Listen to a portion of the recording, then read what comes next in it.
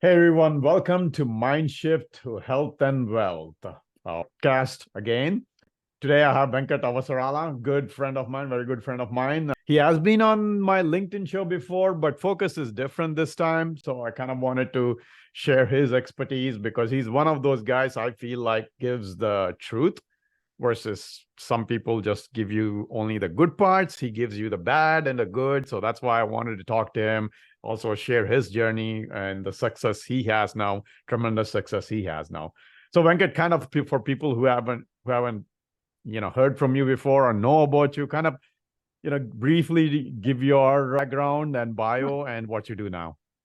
Absolutely. First of all, thanks for having me again, Raju. It was always a fun talking to you. So, folks, I live in Plano, suburb of Dallas, been living here since 2006. Originally from India, came to United States in 2002 to pursue my master's in electrical engineering, but I ended up in IT like most people. Spent 14 years in corporate IT, and then around summer of 2018 is when, I started real estate journey quite early, just as a side gig, but around mid 2018 is when I have made a decision to actually give up my IT career and focus full time on real estate.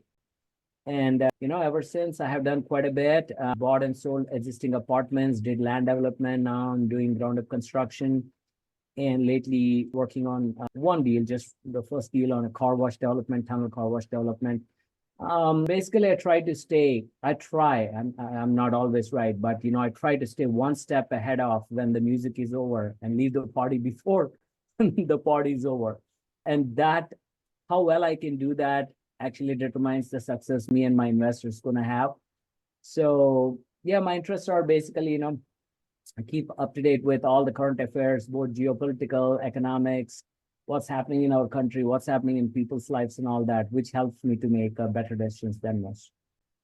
Awesome. Let's get into your early journey into foray into real estate then, from your IT career. So, did you get into real estate accidentally or was it a focus like I know you started with single family. Those who don't know, he started with single family. So how did that, kind of evolve? Like how did you get into it? Yeah, so to 2006, I bought a home and pretty much settled down in Dallas. Had Mm-hmm. no idea of that I would get into real estate. But what happened is the employer at which I was working, actually it was a client side that I was working at in Plano. One day I went to office just like every day, but just found a huge pandemonium, like about 300 people were laying off. And the different thing about this particular layoff is the people who got laid off are all elderly people, like 55, 60 plus. And Mm. apparently they were working on some outdated technologies like IBM mainframes and all that. This is Mm. 2008-ish, Mm-hmm. just before the Great Recession. So the reason the pandemonium, I mean, I see all the emergency services like ambulances, fire trucks, and everything. What's happening is these people are just freaked out over who's going to hire them at that age to work on that data technology, right? I mean, it's practically it's impossible for them to land a job, Mm-hmm. doing what they know. So that heavily impressed on me, right? I grew up back in India. My dad's a civil servant. Never even in million years we would have thought about my dad losing a job. That conversation never came up. Like Mm-hmm. as if it's never going to happen, it never happened. Mm-hmm. So for me, this is a whole new experience, right? So this is like where the world gets real, very real fast. And I said, okay, so this can happen to people. Oh, well, I promised myself that I won't let that happen to myself. So obviously, it's not like I can get up and just leave the IT job, right? So stayed in IT career for much, much longer than that. But on that day, I made a decision that, I'm going to do something on the side to secure my financial freedom. And my only aim was to actually make enough money on the side, which was equivalent to what I'm bringing on my day job. So if I lose my day job, I have that other income so that I don't have to drastically cut down my standard of living. That's pretty much with a humble goal I started. But, I was able to well exceed that and achieve true financial independence for me and for my spouse as well. So that was the turning point. Awesome. That's a great point about shifting the perspective. Like, see, not, you never seen that before back with your family. And frankly, kind of the same background for myself. My dad was civil servant back in India, yeah, in the police, but, same thing, there's no thing as laid off. So you come here and you realize, oh, wow, you can get laid off. So yeah, that started your journey. So then the second shift, right? You went big on, commercial real estate or multifamily syndication. For kind of, I'll kind of give the background for people. So, you know, uh, Venkat have went big on it. For example, he, I don't know if it's okay to share, but I'll share. He sold thousands of units just 2 years ago. So that's how successful he was. So he, now we shifted into new construction. We'll get into that too. But first, let's talk about the shift into the multifamily. Why and what got you to shift, and who talked you into it, I guess. Yeah. So I was buying these single family homes one by one, all with my money and my spouse's money, and we were happy with it. And I wouldn't write an offer unless I see a 15% cash on cash return. So we were spoiled back then. All these foreclosures, 100. I mean, the homes built in 90s were selling for 100 a door, and they always stay occupied. It was a golden time. I really thought that I would go on to buy some 100, 200 homes one after another. Why not, right? But then the market changed around 2014 or so. I have seen that, we are completely out of recession. It was a long, painful recession, right? Started 2008. Looks like things were getting better in 2011. And then we got a double dip recession. And then we dug ourselves out in 2012, 13. 14 is when I definitely saw a shift, right? I mean, like a very big shift where I went to, usually these wholesalers, they used to call me and bug me, text me and all that. They stopped doing that. I was like, okay, what happened, right? They don't need to anymore, right? So the market started picking up and the prices took off and I no longer was getting my 15%.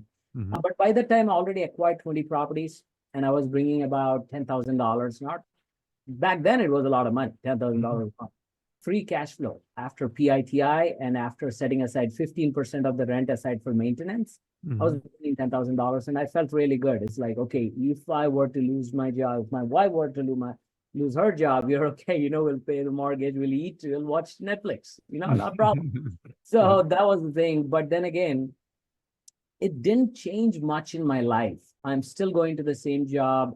I'm still 9 to 5. Same boss, everything same, nothing changed other than having, $10,000. It makes me feel, much more confident in life. But other than that, nothing changed. Then I started asking myself, okay, well, how do I apply myself, where I can be more impactful and make a bigger impact in my life? So what that means is, ability to take vacations at will, ability to afford whatever we can without thinking 10 times. I'm not a big spender, but still, I mean, we want to have that cushion, right? Where if we want to splurge, we should be able to, right? Once in a while. So I wanted to achieve that next level of financial independence where, I don't even linearly exchange my time for money. Right? So where I work for 1 hour, I get paid for 1 hour, and I will never get paid again. So I want to get away from that. I want to work, but I want to work in such a way where I work one time and get paid multiple times. So I was thinking that line. And then I started doing passive investments. But at that point, I went and saw everything. Like I try to buy laundromats, salon shops, Subway restaurants, and all those things are like another job. Right? Another job where you have to be there. Let's consider Subway shop. You got to go there, open up 9 in the morning. But you know what? That's another job, right? So I was really looking for something much more passive in nature where I don't have to be working there with my both hands at a given time to make income. So I came back to real estate and then started doing passive investments in other people's syndications. So syndication is nothing but, okay, if it's a single family home, 200-300, anybody can wing it. 300-400, anybody can wing it. But if you want to take down a $10 million apartment complex, not many people have $2 to $3 million lying there to go buy it. So we pool that money between investors and then we go buy it and we split the profits. In a nutshell, that's the syndication is. So I started investing in other people's syndications, and the market was so good that the returns that I'm getting on these passive investments were better than what I'm making on my single family homes, if after considering all the hassle, right? Because I got to put it, take the calls, send people to repair stuff, collect checks, and yada yada yada. So then I said that, okay, commercial real estate is the way to go. So then I started buying well, apartments, basically. Apartments, even though they're residential, they come under commercial real estate.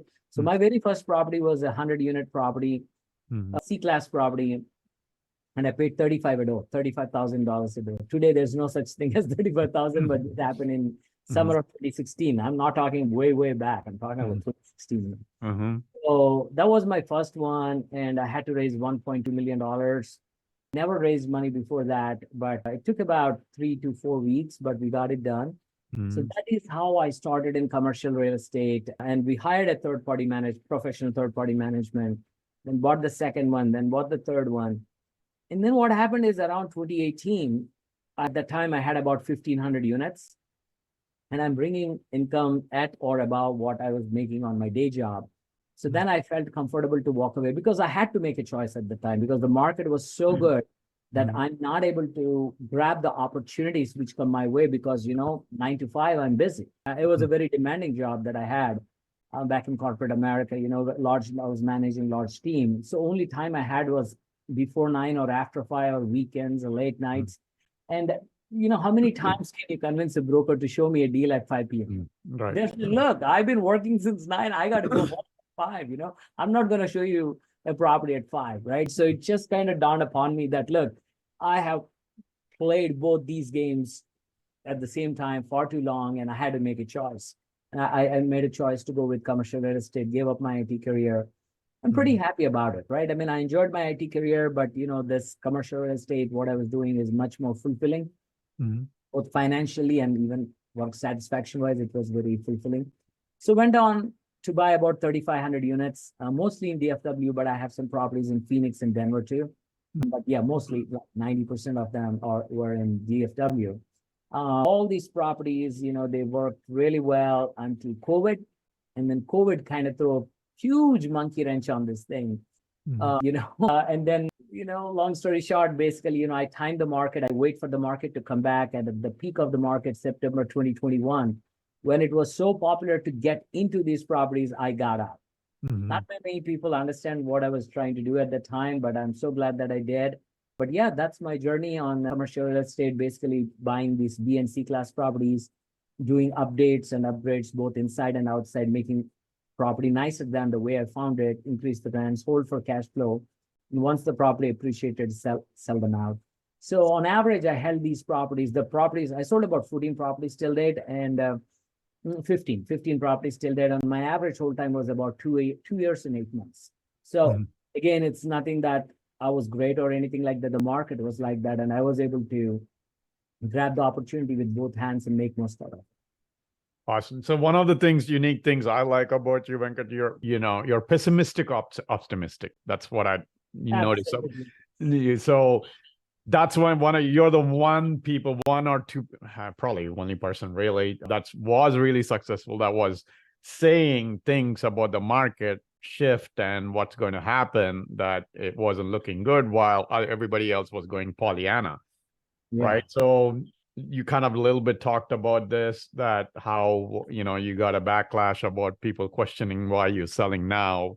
Yes. So how did that turn out? Like, kind of give a brief, I guess, why you went there and what was the reasons for you to sell it? Like maybe 2 or 3 key points, and then why it turned out to be right. Absolutely. Look, I did not predict the interest rates would go up. That's not what this is about. But when I look at these properties, right, when I entered these properties, I was able to buy a property, and let's say the rent is about $800. Let's say I was able to increase $150 because I did upgrades or whatsoever, and I wasn't losing a whole lot of occupancy, right? So maybe I'm at 95 on day one. As soon as I increase my rents, maybe I dip to 92, and then eventually I'm going to come back to 95, right? But what happened is, we lost steam from 2014, 15, 16, 17, 18, 19, all the way leading up to COVID. What happened is the rents have been increasing incessantly. The people's incomes are not going up the same way, right? So at some point they crossed over, right? The expenses, the rent expense has crossed over the income growth. So that's one thing that happened. And then what I have seen is that's on the tenant side, right? Tenant side of the equation. What they are seeing from their side is, look, my income is not growing. Maybe it's growing 3% a year, but my rent is growing 5-6% a year. Mm-hmm. I'm perfectly happy in my apartment complex, and somebody comes and pushes me out, upgrades the unit, and jack up the rent $200-$300. Just because they upgrade, my income is not going up by $200-$300. You know what? I'm going to go to the next older apartment. But then somebody else comes there and push them out. So a lot of that happened. So that is the equation that I've been observing on the tenant side of the equation. And the bad, well, it's not a bad thing, but the sad thing is this has been done using Freddie and Fannie Mae money, government. So the government money enabled this rampant upgrade program, which kind of takes an affordable unit and make it unaffordable, but a nicer unit.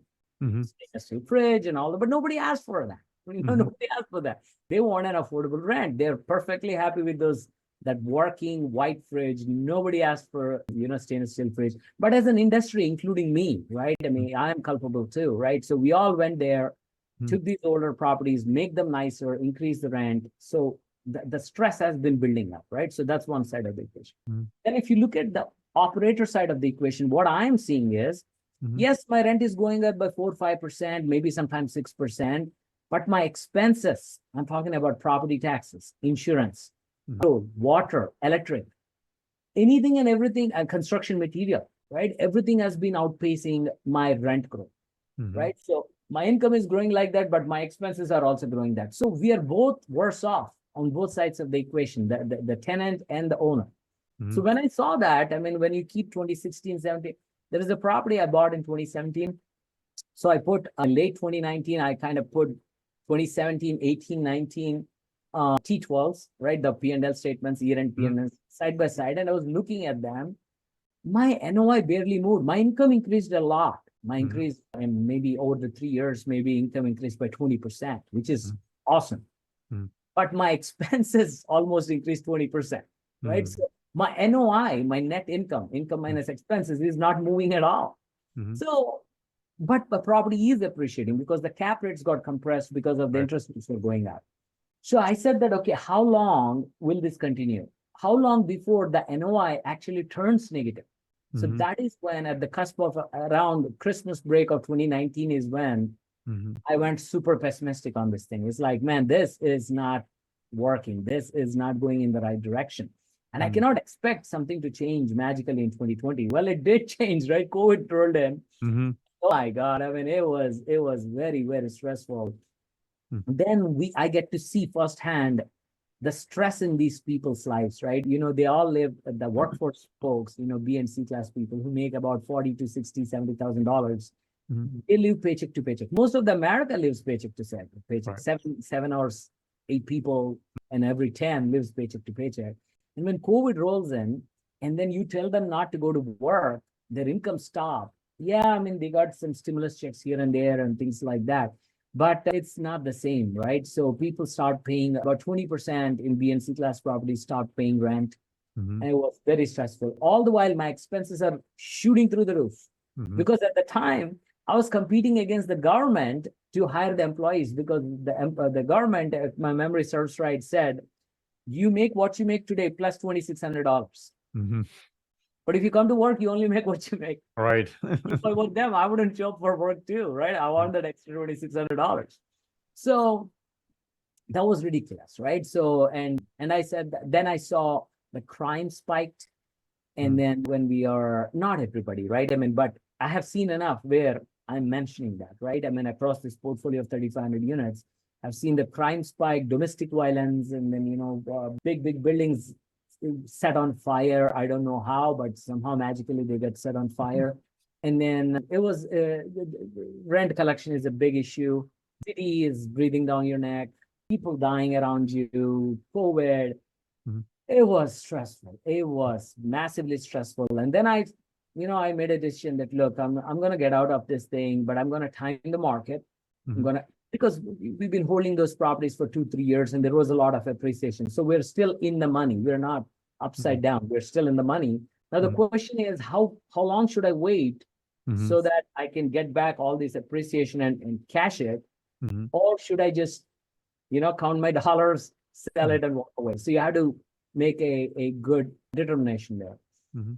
So September 2021 is when I was able to close the transaction. I've been working on it for 4 months before that. So around summer of 2021 is when I went into contract and sold in 2021. Majority of my investors understood what I'm doing, but I don't know why, but there was this pandemonium, like everybody and their brother is trying to step over each other to buy these same properties that I'm trying to get out. And I'm like, it was so hard to explain, justify my position to my investors, why I'm selling when the whole world is saying something different, right? The whole world is saying that, this is the time to buy, rock bottom interest rates. And there was a big, large syndicator who actually posted on LinkedIn, the same guy who bought my portfolio. Hey, the inflation is 5%. My interest rate is at 3.5%. How could I lose? That's what he posted, right? I mean, that is how people's state of mind is. Like, you cannot do anything wrong. This will continue forever. We know how he could lose, right? Because interest rates went up, and then rocked the whole industry. But yeah, that was very painful. Not everybody was on board. People really think that we should have held longer and not sell when we sold.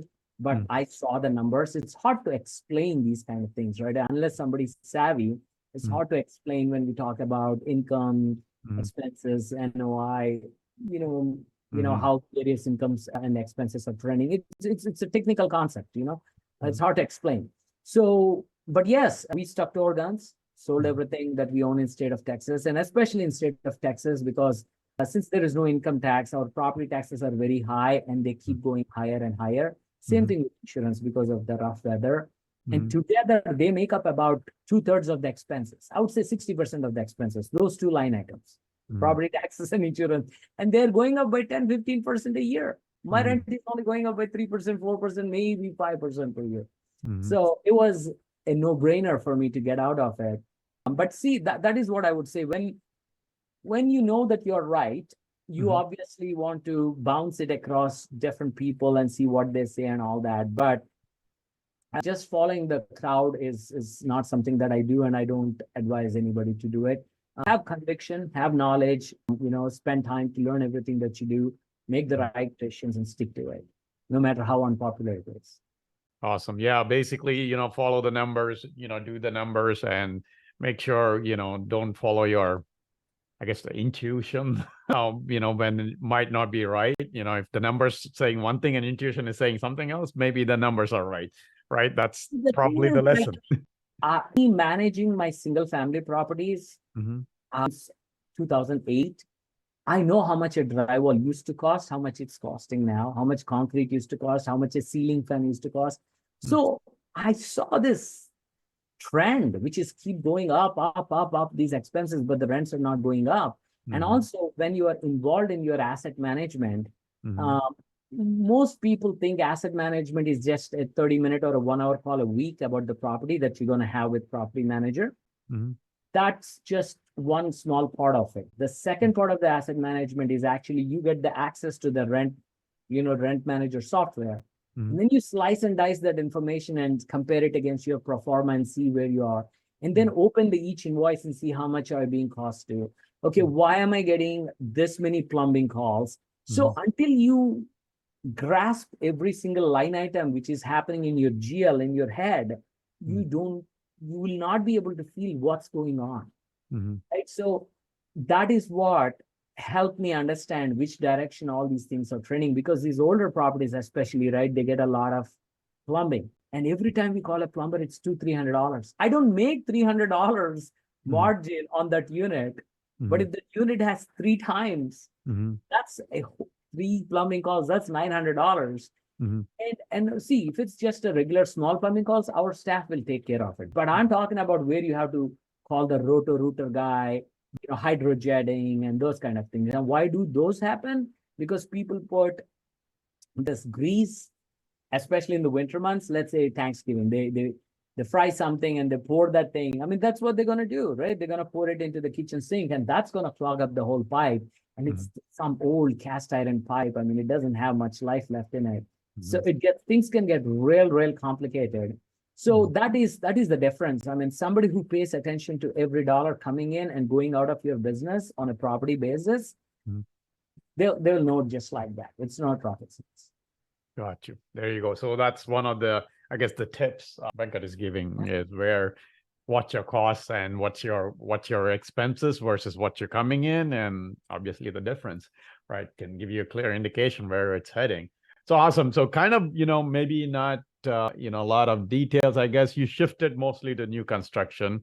Kind of share that, and also you're looking at different aspects now, not just multifamily. I know at one point you might have even thought about business acquisitions, if I remember Yes. right. Yes. So all that stuff, right? Kind of, I don't know. We don't have time to get into everything, so maybe No, just kind of. based on most of them. So, folks, mostly what I'm doing is ground up construction right now, right? So here's the thought process behind it, right? So after I sold most of my portfolio, my initial thing was, okay, I want to go into the Class A properties. Now, what are these Class A properties?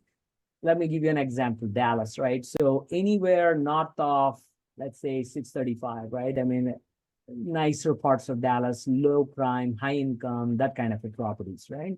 And newer properties, because the older properties with cast iron piping and aluminum wiring, chillers, boilers, they are money pits, right? You're not going to make any money anymore on those, not at those prices they're selling, even today. So I looked to buy Class A properties, and they were all trading at 2, 3, 4 cap. Same craziness. Now, at least at the time, the interest rate on the bridge loan was 3.5%, and some properties, Class A properties, you can get it at 4. But if you go into Frisco downtown, Raju, you were living in that property in Frisco. Right. I was just checking the comps on that. That traded at 2.75 cap in May 22. Right? 2.75 cap. How can anybody make money on a 2.75 cap?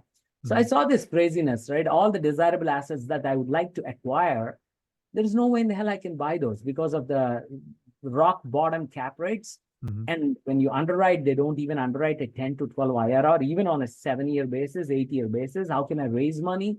So quickly I understand that it's not going to work for me. I cannot compete against the big boys, because who's going to buy these Class A properties traditionally are like big pension funds, insurance companies, endowments, and I'm no match for them. They're like tortoise. They can wait it out 40, 50 years if that. I don't have that kind of runway with my investors. So for me, the natural thing is to go build a Class A apartment.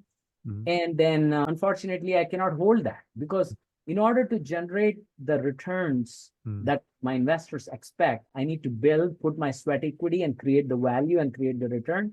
But I need to sell it after stabilization. If I keep holding it, my IRRs comes down, right? That's why. And also it becomes a much longer project, right? My typical investor, they would like to see their money back anywhere between 3 to 5 years, no more than.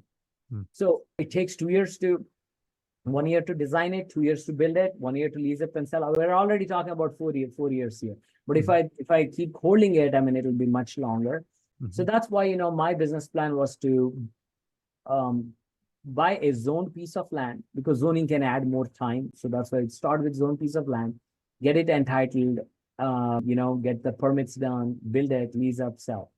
So far I was able to build and sell 1 property, 2nd property is in lease up right now, and then I have a portfolio of 4 properties. But again, the thought process is, one thing I'm sure, who I want to serve, I was very, very sure at that point, right? Because I have seen the lives of the people at the lower bottom 2 quintiles, the bottom 40, 50% of our society. The wealth inequality, just like everywhere in the world, it's getting worse and worse in US, and they're not doing well. And my heart goes out for them. But if I become their landlord, their problems become my problems, my investors' problems. So I try to avoid that. And that's why I'm targeting Class A apartments, Class A tenants. Those are the people I want to serve. So that's why I went into ground up construction. And then this Class A demographic is really doing well. The people who have job, good degrees, marketable skills, they're making 5, 6, 7, 8% more. They're making more and more money every year, irrespective of what the Fed publishes as the wage growth, what they're saying, 4%, right? Yeah, tough luck. Go try to hire an influencer or a digital marketer or a surveyor or somebody with skill and try to offer them 4% wage growth year over year, they'll walk away. Mhm. They're making way more than the average wage growth. So those are the people I want, because I want the ability to pass on my higher expenses to my tenant. Mhm. Otherwise, I'll be out of business. That is what's happening in B&C class, Mhm. because expenses are going up for the owners, but they're not able to pass it on to their tenants. Let's say if I'm running a burger shop, I was selling $10 burger before COVID. Now it's 13 because of all these extra inflation. Yeah, people will still eat those burgers. I might lose a few, but most people will come and pay me. It's just $3 extra, right? I mean, it's 30%, but it's $3. Mhm. So they'll still eat my burger. But if I raise my rent from 1,000 to 1,300, Mhm. that's not going to work at all. They're Mhm. like, look, we don't have $300 to give you. You manage somehow your expenses, but we cannot pay. But if you insist, they'll move out and your property will become half empty. Right. That's what's happening in B&C. And Class A, they're not rent burdened. They pay about 20 cents on a dollar they make towards rent. And you don't consider somebody rent burden until 30%, until they get 30%. You have a big cushion for me to pass on my expenses to them. At some point, the expenses will level out. I really think so, right? Maybe next 2-3 years somewhere. But until then, I need a tenant who will pay higher and higher rent as my expenses go up and up, right? So that's the Class A.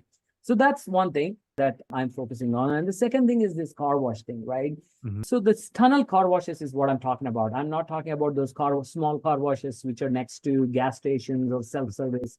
So now this millennials and Gen Zs, they came off time. I mean, now they're driving and everything.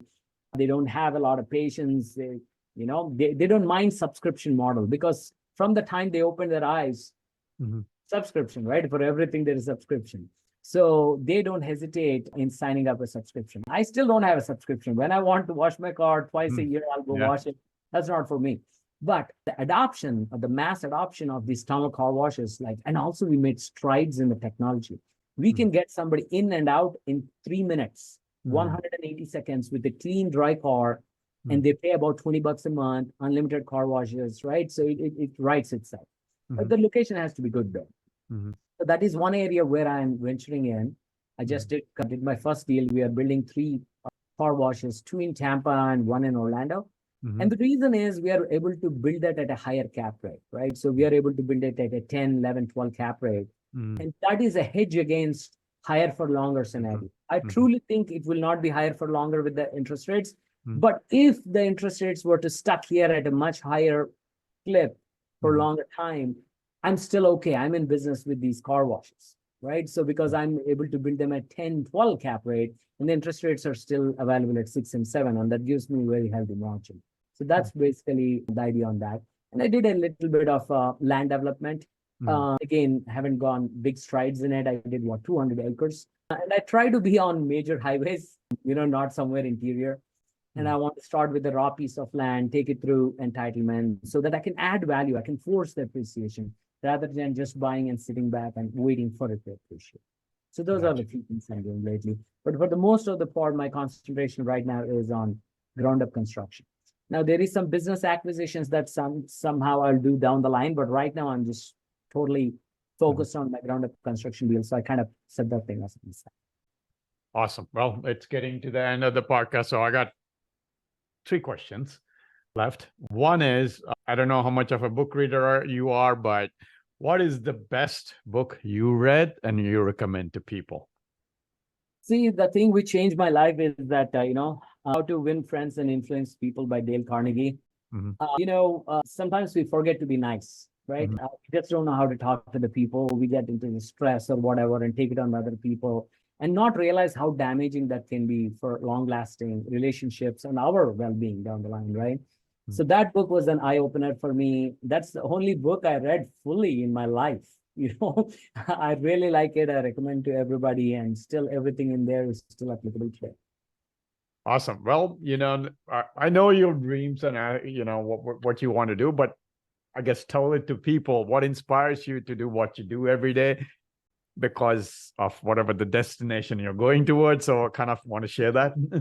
Yeah, absolutely. Right. So look, how much money is enough, right? So I don't plan to run after money or not that I'm running right now. See, these are all the projects I have already started. Now I need to finish them, right? So I don't wake up in the morning with a fresh dose of inspiration every day. You signed up, you finish, you see them through. You work hard, not because you're inspired, just because you need to get things done, right? At this point, I'm in that mode. But my mode is like, complete all these projects and, fortify our financial position. Then I want to actually travel the world. I already traveled 32 countries. I want to do more. And then I want to do something for animals. I'm a big animal lover, especially dogs or strays, basically. And I want to live half that year at least in Mexico in the mountains. I always love mountains. Somehow those mountains in Mexico calls me. So I have some plans on how I want to spend the rest of my life 5-10 years out. So I'm working towards that. But before all that, I got to get my stuff done. All the projects I got to get them completed. Awesome. Well, the last question is, what's the one tip you can share? I think you shared a different tip, or hopefully it's not the share. I'm pretty sure it won't be the same tip. So one tip you can share for people, personal, professional life, doesn't matter. Share it. Only two things I would say is like it's a part A and part B kind of thing, right? So first thing is be curious. If you stop being curious, opportunities won't come, right? I mean, they just, your antenna always has to be looking for, let me tell you, right? So the other day I was looking at, about 6 months ago, I was looking at acquiring a particular kind of business. And then I had never looked into that business before. But after that day, every time I drive on, all I can see is those. It's like, how could I not seen this kind of business ever before? I drove on this road for like 10 years because that is how the mind is, right? I mean, when you tune it, when you tell it to look for certain things, it will look for it, right? And that comes out of curiosity. So even if you're a little bit interested in something, be very curious, no ins and out, left to right, top to bottom. That would go a long way. Your mind will seek those opportunities, put it right in front of your eyes, and you cannot miss it no more. The biggest problem is curious. People say, okay, that's not my domain. That's somebody else's thing. That's not me. Right? So that is where people, kind of restrain their own growth. The second thing is this confidence, right? So, we are living in one of the richest and one of the most countries with abundant of opportunities, right? So I see a lot of limiting business, belief that so many people had is like, look, I mean, that guy is up there, I'm here. Constant comparison with somebody else. You don't know what's going on in their life. So what I would say is like, it's okay to fail, but don't undercut yourself, put bigger goals. Put bigger goals, right? Put bigger goals. Let's say, just to throw it out, right? So not that goals have to be set this way. It's easy to explain that when I'm using this particular way. But let's say if you think that, you'd be content with about a $10 million portfolio, shoot for $500 million, shoot for $1 billion. It's okay if you only did 300 million, but it's 30 times more than your goal that you would have set yourself up, right? So shoot big, because until you shoot big, you will not put all your pistons to work, right? I mean, let's say I got 3 hours to go 3 miles or 3 hours to go 30 miles. Depends, right? I mean, whether you're going to walk or run. Right. So if you put 3 miles, then probably you'll walk it off. But if you have to cover 30 miles, you'll run. And maybe you don't even have to go all the way, but you covered so much ground. So the mindset, don't undercut yourself, think big, have bigger ambitions is all. Awesome. You covered the concept of Mindshift. One of the things Wayne Dyer said, once you change the way you look at things, the things you look at change. So curiosity, all that stuff. Awesome tip. All right. Thanks for taking the time, Venkat. And I'll be sharing Venkat's information in the various outlets you might be seeing, either podcast or YouTube. Reach out to Venkat if either you're curious about his investment strategies or, potentially want to work with him. Whatever. Venkat is always open to talking to people. And like I shared, he always shoots straight. So he'll give you the details, right? It's up to you to decide after that what you want to do. All right. Again, thanks, Venkat, for taking the time. Thanks for having me, Raj.